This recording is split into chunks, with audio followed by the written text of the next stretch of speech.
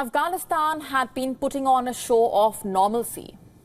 It was even trying to woo foreign tourists to visit the country, and it seemed to be working. The number of people visiting Afghanistan actually went up. When we first told you about this tourism boom here on Gravitas, we raised a crucial question. Who or what would ensure tourist safety in a volatile Afghanistan? Well, nothing, it seems. Over the weekend, 3 Spanish tourists were shot dead in the central Afghan city of Bamiyan. Other 4 foreigners were injured. Later, the Islamic State claimed responsibility for the attack. It's the most serious attack targeting foreigners ever since the American forces left and the Taliban took over in 2021. The civil war may have ended, but it seems the fighting season is back in Afghanistan. Anti-Taliban insurgency is on the rise.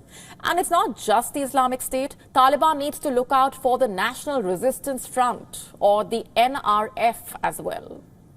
It is controlled by an anti-Taliban politician, Ahmad Massoud.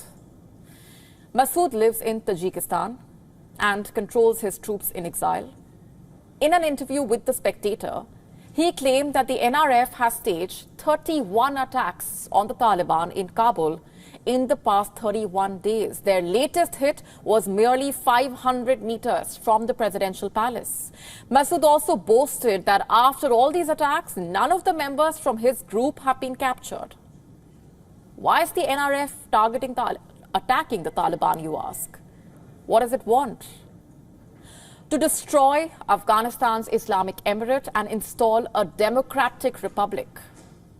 The group came together when Western forces fled during the Taliban takeover. As the Islamists swept from Kandahar in the south up to Kabul, Afghan army soldiers joined a group of fighters in Panjshir in the north. Now, from a small area of land, they conduct guerrilla operations in half of Afghanistan's 34 provinces.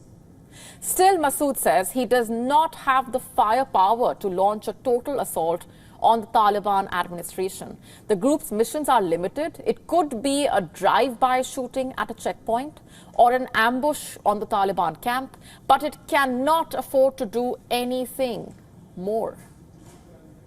After all, it depends on the weapons left behind by the Americans and the Soviets. As for supplies, it gets them from Afghanistan's black markets. However, Massoud believes with proper support, ideally Western arms, it is possible to defeat the Taliban. He also says that his forces are ready to do more. The man trades on the reputation of his father, Ahmad Shah Massoud. He was a hero of Afghanistan's resistance against the Soviets. Back in the late 1970s and 1980s, Massoud Sr. repelled several attempted invasions of Panjshir when the Taliban tried to take over in the 1990s. He led the Northern Alliance of rebel groups against them. The US and the UK also worked with the alliance to depose the Taliban in 2002. Massoud Sr. had been supported by Western intelligence for decades. Is that what Massoud Jr. is also seeking? 3 years ago, French and American intelligence services considered backing him against the Taliban, but Massoud Jr. says it was far from enough. He met with a lot of military personnel before the Taliban's assault, but says he wasn't given any weapons or intelligence. He fled Kabul as the Taliban closed in on the capital and then tried to negotiate with the Islamists in return for a ceasefire. He asked for free nationwide elections, but was told to surrender or die. And so he took a helicopter and flew to Tajikistan. And from there, he is launching assaults on the Taliban. He is also seeking support from the UK. In exchange, he says he will stop the small boats carrying illegal migrants from Afghanistan to the UK. But would Britain take up his proposal is the question. If Massoud Jr. gets the weapons he wants, will he launch a nationwide war against the Taliban? To stay up to speed with the latest news, download the WION app and subscribe to our YouTube channel.